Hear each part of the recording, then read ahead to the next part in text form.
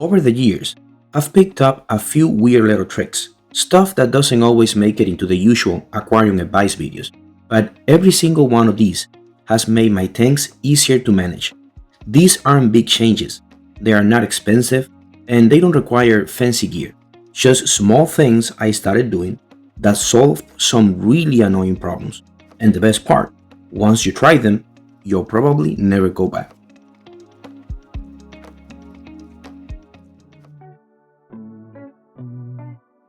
If you've ever tried to use an aquascaping light from any country that is not the US in an aquarium that is from the US, you probably already know the struggle. The sizes are just wrong. And specifically, I mean the tanks that you buy from pet shops. The lights are always either too short or too big for the tank. I have a few of those tanks, and I got them for a pretty good price. They work great, but when I tried to use proper aquascaping lights on them, it was a nightmare. The sizes didn't match. I knew that I didn't want to buy a smaller light, so I went with a larger one. And to solve the oversized problem, this is what I did. I made this simple little wooden base.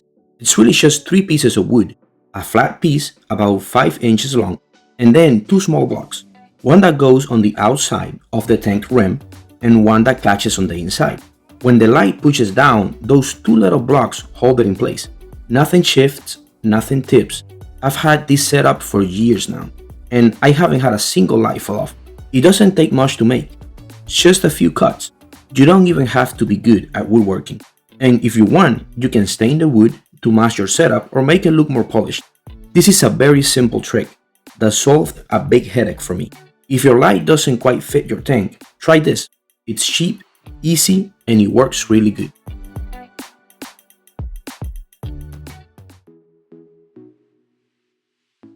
When I moved everything from my 75-gallon tank into 2 smaller 30-gallon tanks, I thought I was all set. I used the same water, the same filters, everything. So I figured the new tanks were going to be cycled. Yeah, no, they weren't. And with fish already in there, I had to find a way to keep them safe while the new filters got up. I did a couple of things to make that work, but one trick really stood out, especially if you're using CO2 and plants. If you've ever tried to run CO2 in a tank with a sponge filter, you already know it's a bad match. Sponge filters create a ton of surface agitation, which is great for oxygen but terrible for CO2. It all just escapes. So instead, here's what I did. I set up my canister filter like I normally would. Sponges, filter media, chemical filtration, everything. But since it wasn't cycled yet, I needed a way to protect the fish right away. So I took the sponge from my old sponge filter, the one from the fully cycled 75-gallon, and placed it right over the lily pipe inflow. That way, all the water going into the canister had to pass through that mature sponge first. Instant biofiltration, no extra bubbles and no wasted CO2. I could have shoved the sponge inside the canister, but that would have taken up space I needed for other media. This was easier, cleaner, and just worked. If you're cycling a new canister but don't want to mess up your CO2 levels, try this. It's a simple trick that saved my fish and my plants, and it can save yours too. If you guys are enjoying the video, remember to like and subscribe. It is a big help for a small channel. And thank you so much to everybody who has already done so.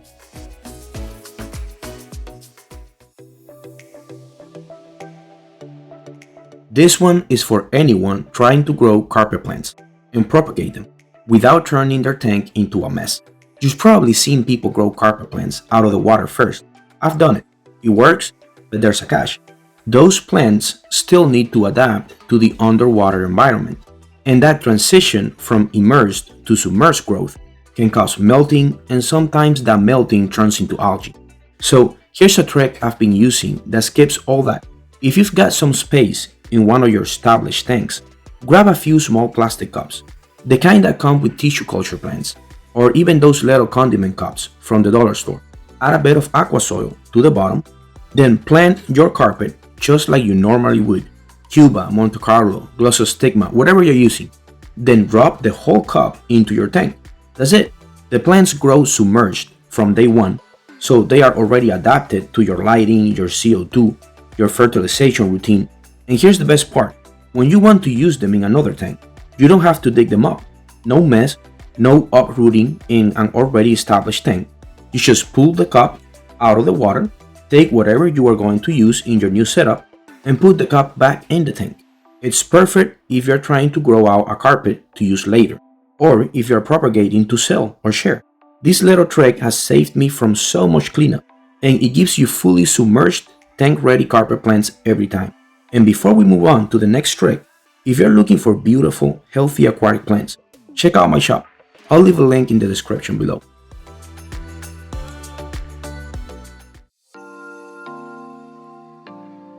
I have printed out so many different fertilization schedules, and every time something changes in my aquariums, or I decide to use a different fertilizer brand, I have to change the fertilizing schedule. And if you don't have this problem, then this one's not for you. But if you know, you know. So if this one is for you, I'll tell you the easiest way I've found to track my aquarium fertilization and maintenance. Sticky notes. Nothing fancy, just regular sticky notes right on the side of the aquarium stand. I started doing it a while ago, and now I use it on almost every aquarium I have. It's where I write the date of my last filter cleaning, when I last trimmed the plants, or more importantly, when I last dosed fertilizers and what I'm dosing. It sounds so simple, and it is, but the reason it works so well is because it's visual. I don't have to check a note on my phone. I don't have to write down which tank gets what. The info is literally right in front of me every time I look at the tank, especially when you're running multiple tanks. Things get confusing fast. You start wondering, did I already dose this one? Or when was the last time I cleaned my filters? A quick scribble on a sticky note solves that. For fertilizing, I put the date, type, and how much, and that's it. It's not permanent, it's not pretty, but it's easy, and I really like it. And if you want to level it up, you can use different color sticky notes for different tanks. It's a very simple thing, but it's also extremely helpful.